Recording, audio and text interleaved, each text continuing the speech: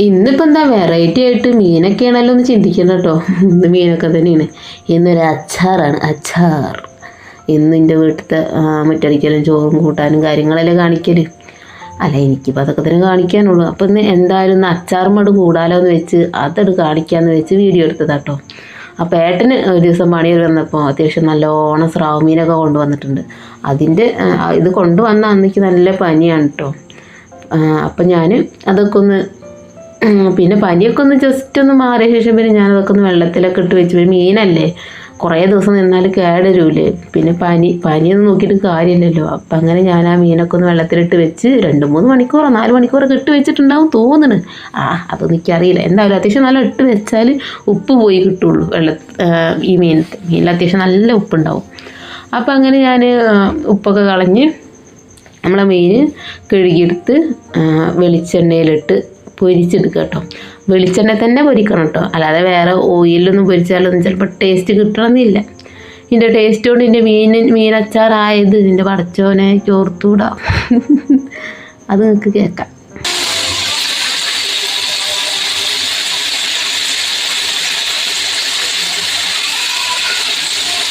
അങ്ങനെ ഞാൻ നമ്മളെ മീൻ അങ്ങനെ 2-3 കട്ടൊക്കെ ആയിട്ട് അങ്ങനെ ഫ്രൈ ചെയ്ത് അങ്ങനെ എടുക്കുന്നുണ്ട്.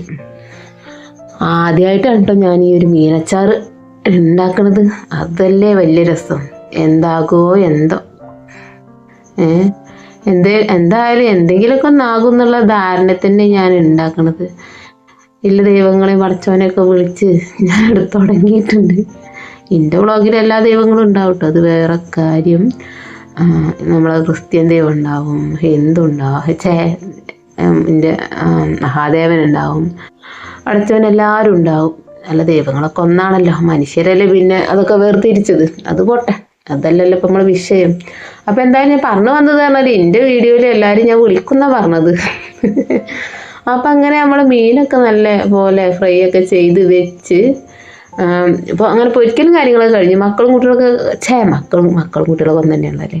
അപ്പോൾ കുട്ടികളൊക്കെ കടന്ന ശേഷമാണ് ഞാൻ ഇതിന് നിൽക്കുന്നത്. പക്ഷേ ഉറക്കി അവിടെ കടന്നോളി എന്ന് പറഞ്ഞ് ഉറങ്ങിക്കോളി എന്നൊക്കെ പറഞ്ഞ് ഞാൻ അവിടെ ബെഡിലാക്കിയിട്ടാണ് എൻ്റെ ഈ പൊരിയും കാര്യങ്ങളൊക്കെ. പക്ഷെ ഉറങ്ങിയില്ലെന്ന് അവിടെ ചെന്നെങ്കിൽ തന്നെ അറിയുള്ളൂ. ഞാൻ പിന്നെ ഇതിൻ്റെ ഇടയിൽ ഞാൻ ഒന്നും പോയൊക്കെയൊന്നുമില്ല. ഞാൻ മീനൊക്കെ പൊരിച്ച് ഞാൻ ചട്ടിയിലൊക്കെ അടച്ച് വെച്ച് അത് ഭദ്രമാക്കി വെച്ചിട്ടോ. ഇനി നാളെയാണ് മീനച്ചാർ ഉണ്ടാക്കണത്. അപ്പം ഇനി നാളേക്കുള്ള കടലയും കാര്യങ്ങളൊക്കെ വെള്ളത്തിലിട്ട് വെക്കുക കേട്ടോ. നമുക്കിപ്പോൾ രാത്രി ആയാൽ ഇനി നാളെ എന്താ ചായക്കടി, അതിക്ക് എന്താ കറി, അങ്ങനെ കുറേ പ്ലാനിലൊക്കെ ആവുമല്ലോ നമ്മൾ. അപ്പം ആ ഒരു പ്ലാനില്ലാത്ത പോലെ ആരും ഉണ്ടാവില്ല. എല്ലാ വീട്ടമ്മമാരുടെ പ്ലാനും അതാവും. അങ്ങനെ ഞാൻ എൻ്റെ മീൻ പൊരിക്കലും കാര്യങ്ങളൊക്കെ കഴിഞ്ഞ് റൂമിൽ ചെന്ന് നോക്കുമ്പോൾ കണ്ടില്ലേ 2 വധുക്കളും കണ്ടില്ലേ ഫോണും കണ്ട് കിടക്കണ്. ഞാൻ പിന്നെ ഭീഷണിയൊക്കെ പെടുത്തി 2 ആളെ മൂത്രമൊക്കെ ഒഴിപ്പിച്ച് പിന്നെ ഞങ്ങൾ 3 ആളും കിടന്നുറങ്ങി. പിന്നെ നമ്മൾ അച്ചാർ ഇടാൻ പോവാണ് കേട്ടോ. അപ്പം അതിന് നമ്മളെ വെളുത്തുള്ളിയും ഇഞ്ചിയും ഒക്കെ കുനുകുന അരിഞ്ഞ് വെക്കുകയാണ്. ഇത് ഞാൻ ചെയ്യണത് രാത്രിയാണ് കേട്ടോ. എനിക്ക് രാത്രിയാണ് എന്തിനും ഒരു മൂഡ് വരിക. കാരണം മക്കളൊക്കെ ഒന്ന് ഒരു ഭാഗത്താക്കി കഴിഞ്ഞാൽ പിന്നെ നമുക്ക് ഓല നോക്കേണ്ട ആവശ്യമില്ല. അപ്പോഴാണ് ഇതിനിക്ക് മൂഡ് വരിക. മറ്റത് ഞാൻ എന്തെങ്കിലും പണിയെടുക്കുമ്പോൾ അമ്മ കൊമ്മ അത് ഇത് എന്ന് പറഞ്ഞു വന്നാൽ പിന്നെ ഇതിൻ്റെ ആ ഒരു ഫ്ലോഡ് പോകും. അപ്പം ഞാൻ അത് വെളുത്തുള്ളിയും ഇഞ്ചിയൊക്കെ അങ്ങനെ കുഞ്ഞു പീസാക്കി അരിഞ്ഞ് വയ്ക്കുന്നുണ്ട്. അപ്പോൾ മീനച്ചാറൊക്കെ ഇടാത്തവരൊക്കെ ഒന്ന് ഇട്ട് നോക്കും കേട്ടോ, നല്ല അടിപൊളിയാവും. ഞാൻ ഇടുള്ളൂ, എന്താകോ എന്തോ. എന്തായാലും രസമില്ലാതിരിക്കില്ലല്ലോ, മീനല്ലേ. അപ്പോൾ പിന്നെ എന്തായാലും രസം ഉണ്ടാവും. വയ്ക്കുന്ന ആ ഒരു രീതിയും കാര്യങ്ങളൊക്കെ കറക്റ്റായി കഴിഞ്ഞാൽ എന്തായാലും രസം ഉണ്ടാവും. രസമല്ലാതെ എവിടെ പോവാൻ, പിന്നെ മീനല്ലേ. ഇനി രസമില്ലെങ്കിലും തിന്നാൻ ഒക്കെ ഞാൻ തന്നെ പറയുന്നത്. പടച്ചോനെ ഇട്ട് കഴിഞ്ഞാൽ എന്താകോ.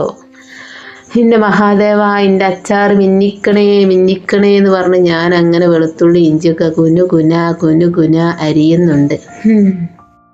അങ്ങനെ നമ്മളെ ഉള്ളി ഇഞ്ചിയും കാര്യങ്ങളൊക്കെ അരിയൽ കഴിഞ്ഞു. അപ്പം ഞാൻ വേഗം അച്ചാർ ഉണ്ടാക്കാനുള്ള ചട്ടിയൊക്കെ അടുപ്പത്ത് വെച്ചു. ഞാനൊരു നോൺ സ്റ്റിക്കിൻ്റെ പാനാണ് എടുത്തിട്ടുള്ളത്. അപ്പോൾ ഉരുളിച്ചട്ടി അങ്ങനത്തെ ചീനച്ചട്ടികളൊക്കെ ഉണ്ട്. എനിക്ക് അതൊന്നും പറ്റിയില്ല, എനിക്ക് ഇതാണ് പറ്റിയത്. അപ്പം ഞാൻ ഇതാണ് എടുത്തു. അത് പിന്നെ വേഗം മാറ്റി വയ്ക്കാമല്ലോ. ഉണ്ടാക്കാനും തന്നെ പിടിക്കാനും ഇളക്കാനും ഒക്കെ നല്ല സുഖമാണ്. അപ്പം അങ്ങനെ നമ്മൾ നല്ലെണ്ണേനട് ഒഴിച്ചിട്ടോ. നല്ലെണ്ണ തന്നെ വേണം കേട്ടോ. വെളിച്ചെണ്ണ പൊരിക്കാനും നല്ലെണ്ണ നമ്മൾ അച്ചാർ ഉണ്ടാക്കാനും വേണ്ടിയിട്ട് എന്തായാലും വേണം. ഇങ്ങനെ ഉണ്ടാക്കിയാൽ അച്ചാർ കുറേ കാലം കേടരാതെ നിൽക്കത്രേ. അങ്ങനെയൊക്കെയാണ് പറഞ്ഞിട്ടുള്ളത്. ഞാൻ വീഡിയോ ഒക്കെ കണ്ടു കുറേ. അപ്പോൾ അതിലൊക്കെ അങ്ങനെയാണ് പറഞ്ഞിട്ടുള്ളത്. അപ്പോൾ ഞാൻ വേഗം കടുക് ഇട്ടു. പിന്നെ അതുപോലെ തന്നെ കുറച്ച് ഉലുവയും കൂടി ഇട്ട് അതൊക്കെ ഒന്ന് പൊട്ടിത്തകരട്ടെ. അല്ലെങ്കിൽ ആശാന നെഞ്ചത്ത് അല്ലെങ്കിൽ കളരിക്ക് പുറത്ത് പറഞ്ഞ പോലെ എന്തായാലും അച്ചാർ ഓളായ എൻ്റെ കെട്ടിയോൻ എൻ്റെ നെഞ്ചത്ത് ഇടും അച്ചാറും കുപ്പി. എന്തായാലും വരുന്നോടത്ത് വെച്ച് കാണാം എന്നൊക്കെ പറഞ്ഞ് ഞാൻ ദൈവങ്ങളെ ഇതിൻ്റെ അച്ചാർ കാത്തോളണേ എന്ന് പറഞ്ഞ് ഞാൻ ആദ്യമായിട്ട് നമ്മളെ വെളുത്തുള്ളി അങ്ങോട്ട് ഇട്ട് നല്ലോണം അങ്ങോട്ട് അതൊന്ന് കുറച്ച് എണ്ണയിൽ കിടന്നൊന്നൊരു മൂക്കട്ടെ. അപ്പോൾ ഞാനൊരു സ്പാച്ചിലൊക്കെ എടുത്ത് ഇങ്ങനെ ഇളക്കി കൊടുക്കുന്നുണ്ട്. കാര്യമായിട്ട് ഞാൻ ഈ ഒരു നോൺ സ്റ്റിക്കിൽ ഉണ്ടാക്കാൻ കാരണം എൻ്റെ സ്പാച്ചില കേട്ടോ. എനിക്ക് ഇതുകൊണ്ട് ആക്കണ ഭയങ്കര ഇഷ്ടമാണ് കേട്ടോ. ഞാനൊന്ന് മേടിച്ചെന്ന് കേട്ടോ അങ്ങനത്തെ സ്പാച്ചുല. അതേതോ ഭണ്ഡാരങ്ങാക്കേ തോന്നുന്നു കൊണ്ടുപോയി കേട്ടോ. എങ്ങനെ പോയതാവോ, ഞാൻ പുതിയത് മേടിച്ചതെന്നു ആ ഭണ്ഡാരോട് പോയി. പിന്നെ പിറ്റേ ദിവസം എന്നല്ല കേട്ടോ, പിന്നെ അത് കഴിഞ്ഞ് പിന്നെ കുറച്ച് ദിവസം കഴിഞ്ഞ് മഞ്ചേരിക്ക് പോയപ്പോൾ ഞാൻ പിന്നെ ഒന്നും കൂടെ മേടിച്ചു. അല്ല പിന്നെ അങ്ങനെ നമ്മൾ വെളുത്തുള്ളി ഇട്ടു, ഇഞ്ചി ഇട്ടു, കറിവേപ്പില ഇട്ടു. കറിവേപ്പില നമ്മളെ സ്വന്തമാണ് കേട്ടോ. ആഹാ എന്തായാലേ സ്വന്തമാണെന്ന് പറയുമ്പോൾ ആ ഒരു എനർജി സത്യമായിട്ട് സ്വന്തമാണ്.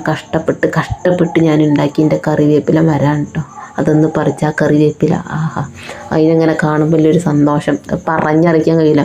നിങ്ങളൊക്കെ ഒന്ന് ഉണ്ടാക്കി നോക്കുക തന്നെ വേണം. കറിവേപ്പില തൈ ഇല്ലാത്തവരൊക്കെ കേട്ടോ. ഇല്ലോല കാര്യമല്ല ഞാൻ പറഞ്ഞത്.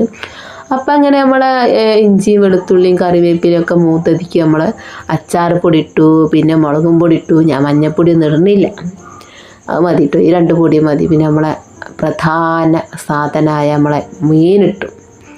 അങ്ങനെ 2 സംഭവം ആ പൊടിയിൽ ഇങ്ങോട്ട് കിടന്ന് നമ്മളെ മീനിനെ ഇങ്ങോട്ട് നല്ലോണം അങ്ങോട്ട് ഇളക്കിയെടുക്കണം കേട്ടോ. അപ്പോൾ ഇളക്കിയെടുക്കണം.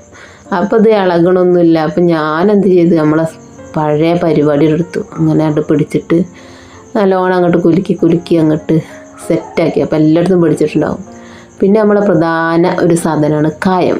അങ്ങനെ കായപ്പൊടി കുറച്ച് അങ്ങോട്ട് വിതറുന്നുണ്ട്. അങ്ങനെ കണക്കും കാര്യമൊന്നും ഞാൻ നോക്കിയില്ല. ഏകദേശം എനിക്കൊരു കണക്കുണ്ട് ഇങ്ങനെയൊക്കെ കാട്ടിക്കൂട്ടുമ്പോൾ. അപ്പോൾ ആ ഒരു കണക്കിൽ ഞാനവിടെ നിർത്തിയിട്ടോ. അപ്പോൾ അങ്ങനെ നമ്മൾ തീയൊക്കെ ഓഫാക്കിയിട്ടുണ്ട്. നമ്മൾ ആ ഒരു പൊടിയും കാര്യങ്ങളും ഇടുന്ന ആ ഒരു ടൈം മാത്രം മതിട്ടോ നമ്മളെ തീ. അപ്പോൾ അതിന് ഞാൻ തീയൊക്കെ ഓഫാക്കി തോന്നുന്നു കേട്ടോ. ഓഫാക്കിയാണ്. പിന്നെ നമ്മൾ സുർക്കൊഴിച്ചു. സുർക്ക മീൻസ് വിനാഗിരി അല്ലേ, ഞങ്ങൾ സുർക്കയും പറയും വിനാഗിരിയും പറയും. ഒരു ദിവസം ഞാൻ വീട്ടിലായെന്ന് നന്ദുവിനോട് പറഞ്ഞു. നന്ദു അങ്ങനെ ഫോണിൽ ഞാൻ വാട്സപ്പിൽ അയച്ചു കൊടുത്ത സാധനങ്ങൾ എന്തൊക്കെയാണ് വേണ്ടത്. അപ്പം സുർക്ക അത് എഴുതിയ കൊടുത്തിരുന്നു. സുർക്കല്ല വിനാഗിരി. അപ്പോൾ ഇവൻ വിളിച്ചു ചോദിക്കുന്നുണ്ട് എന്താണ് ഈ വിനാഗിരി എന്ന് പറഞ്ഞാലോചിക്കുന്നുണ്ട്. അതിന് പറഞ്ഞു സുർക്കയാണ് പൊട്ടാറുണ്ട്.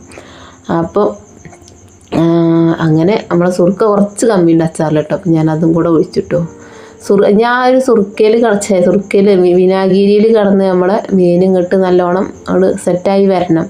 ഉപ്പൊക്കെ ഇറങ്ങി ആ ഉള്ളിക്കും ഇഞ്ചിക്കൊക്കെ ഉപ്പൊക്കെ പിടിച്ച് അങ്ങനെ റെഡിയായി വരണം. ഒരു 10-15 ദിവസം. എൻ്റെ അച്ചാറിനുള്ള ലൈക്കും കാര്യം ഞാൻ തന്നെ കൊടുക്കാണ്. പ്രാർത്ഥനയും കാര്യങ്ങളൊക്കെ ഞാൻ തന്നെ കൊടുക്കുന്നുണ്ട്. അപ്പോൾ നിങ്ങളും പ്രാർത്ഥിക്കണം കേട്ടോ. അപ്പം അങ്ങനെ ഇതിൻ്റെ അച്ചാർ കണ്ടോ ഇങ്ങനായി. ഞാനൊരു അച്ചാറൊക്കെ ഇട്ട് ഞാൻ നാളെ വീട്ടിൽ പോയിട്ടോ. 2 ദിവസത്തിന് അങ്ങനെ വീട്ടിൽ നിന്ന് വിളിച്ചെന്ന് ചെല്ലാൻ പറഞ്ഞു. അപ്പം അങ്ങനെ വീട്ടിൽ പോയി വന്നപ്പോൾ തന്നെ എൻ്റെ അച്ചാറിൻ്റെ അവസ്ഥ കണ്ടങ്ങൾ. അച്ചാർ 2 എൻ്റെ കെട്ടിയോൻ്റെ അനിയനും കൂടെ ഇളയച്ചനും കൂടെ തീരുമാനമാക്കിയിരുന്നു. അച്ചാറട് കഴിഞ്ഞു.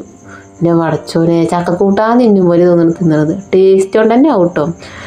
പിന്നെ ഞാൻ ഒന്നും നോക്കിയില്ല കേട്ടോ. ഞാൻ വേഗം കഞ്ഞൊക്കെ എടുത്തുകൊണ്ട് വന്ന് നമ്മളെ മീനച്ചാറൊക്കെ എടുത്ത് കഞ്ഞി കുടിക്കാനോട് നിന്നു. അല്ല പിന്നെ ഞാൻ പോയപ്പോൾ അതിൻ്റെ ഒരു 3/4 ഭാഗം ഉണ്ടായിരുന്നു അച്ചാർ. വന്നപ്പോൾ കണ്ടില്ല എൻ്റെ അച്ചാറിൻ്റെ അവസ്ഥ. അച്ചാർ ടേസ്റ്റ് കൂടിപ്പോയാൽ കിട്ടൂലെന്ന് മനസ്സിലായി. അപ്പോൾ ഞാൻ അച്ചാറിടാം തീരുമാനിക്കണവരുണ്ടെങ്കിൽ അച്ചാറിടണ്ട.